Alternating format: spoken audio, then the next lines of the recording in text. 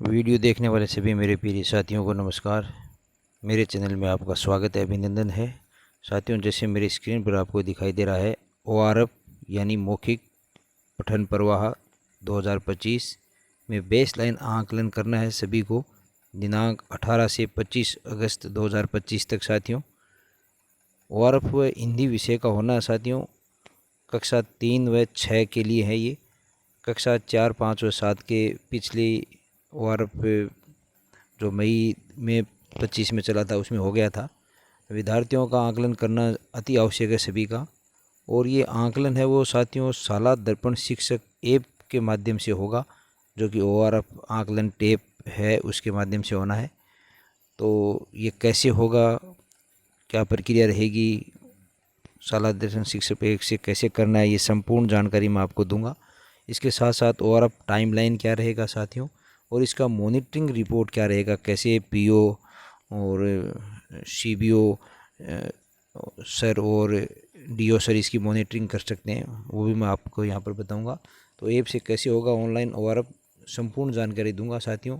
आप मेरे चैनल पे नए हो तो सब्सक्राइब ज़रूर करें, और ताकि आगे ऐसी महत्वपूर्ण जानकारी आप तक पहुँच सके। तो चलते हैं साथियों जानकारी पे।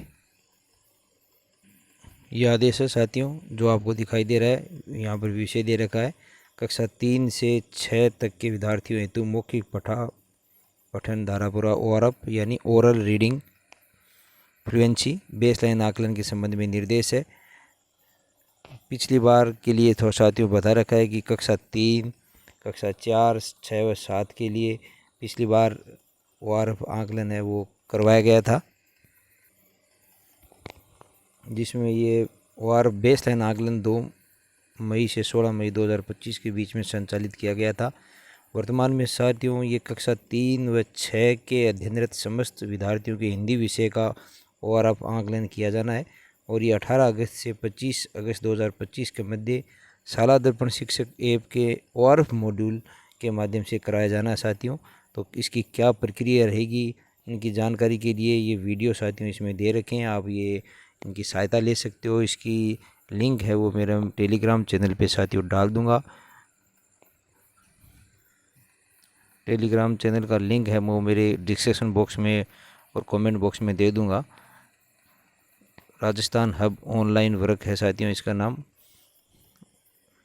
तो इस हेतु साथियों सब्जेक्ट टीचर मैपिंग है वो 16 अगस्त 2025 दोपहर 2 बजे तक सभी की कर देनी है।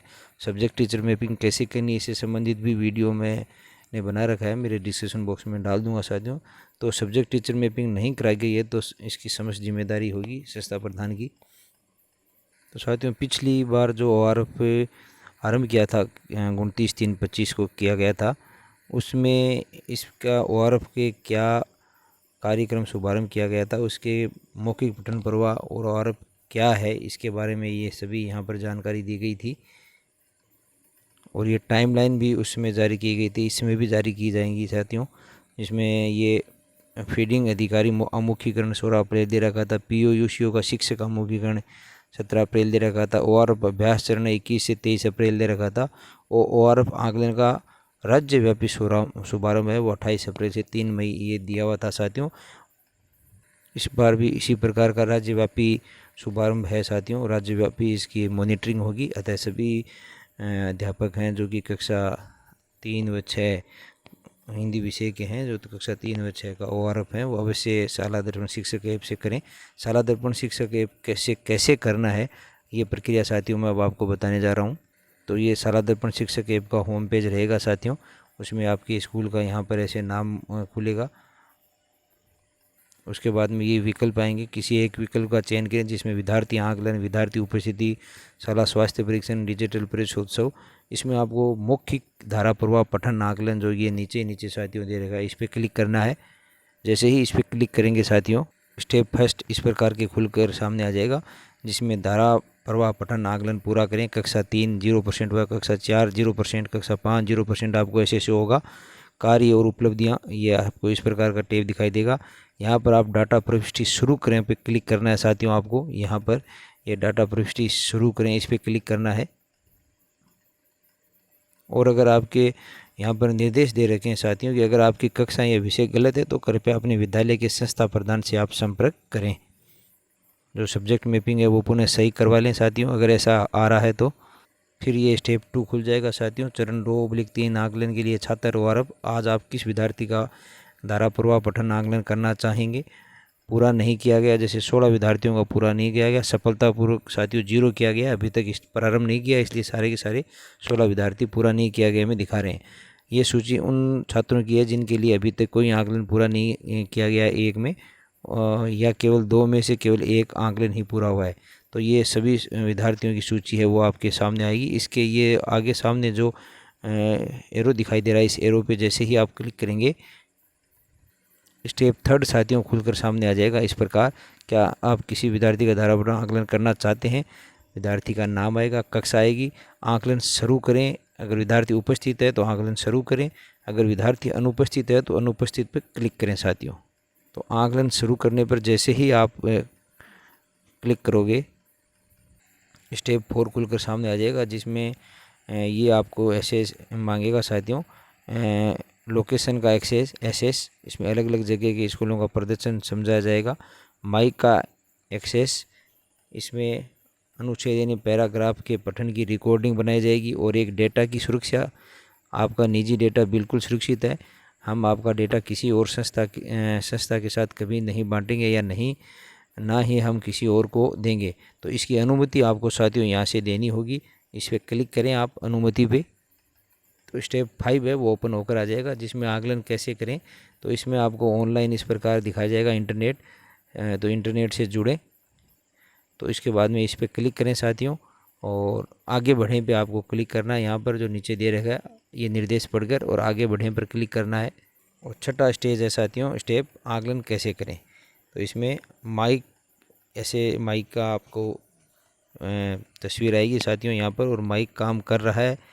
अगर ऐसे ग्रीन आ रहा है साथियों और इसका मतलब माइक है वो काम कर रहा है। अब नीचे जो आगे बढ़ेगा ऑप्शन आ रहा है उस पर क्लिक कर दें तो स्टेप 7 खुलेगा।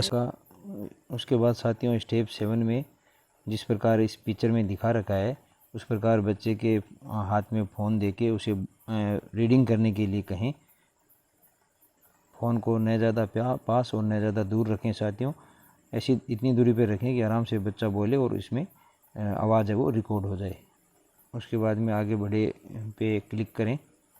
स्टेप 8 में अध्यापक रिकॉर्डिंग सुने साथियों। अध्यापक द्वारा बच्चे ने जो रिकॉर्ड किया है वो अध्यापक उस रिकॉर्डिंग को एक बार सुन लें अच्छी तरह से कि रिकॉर्डिंग है वो अपलोड करने योग्य है या नहीं। अगर नहीं है तो उसको डिलीट करें और पुनः करें, और अगर अपलोड करने योग्य हैं तो उसको आगे बढ़े पे क्लिक करें।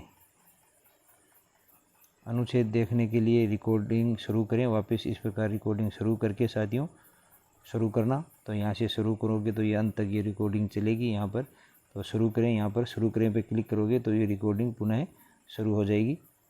और उसके बाद में और मॉनिटरिंग रिपोर्ट है वो साला दर्पण में साथियों जाके, और यहाँ पर जो रिपोर्टिंग न्यू है इस पर क्लिक करने के बाद यहाँ पर मॉनिटरिंग में जाके खुलेगा। मॉनिटरिंग में यहाँ पर जाके, और अगर ये देखा जाए तो ORF मॉनिटरिंग रिपोर्ट यहाँ पर जाके खुलता है। तो यहाँ पर जाके किस किस विद्यार्थियों की कक्षा अध्यापकों द्वारा कितने बच्चों की ORF बेसलाइन असेसमेंट किया है ये सारा यहाँ पर प्रदर्शित हो जाएगा। तो इस प्रकार साथियों मैंने आपको वीडियो में संपूर्ण जानकारी देने का प्रयास किया। फिर भी अगर कोई समस्या है तो कमेंट बॉक्स में आप कमेंट करें। इस प्रकार महत्वपूर्ण जानकारी मैं आपको समय समय पर देता रहता हूँ, इसलिए आप मेरे चैनल को सब्सक्राइब करें, ज़्यादा से ज़्यादा शेयर करें। अगर जानकारी अच्छी लगी एक नई जानकारी के साथ आपकी सेवा में आऊँगा अगले वीडियो के साथ। तब तक धन्यवाद।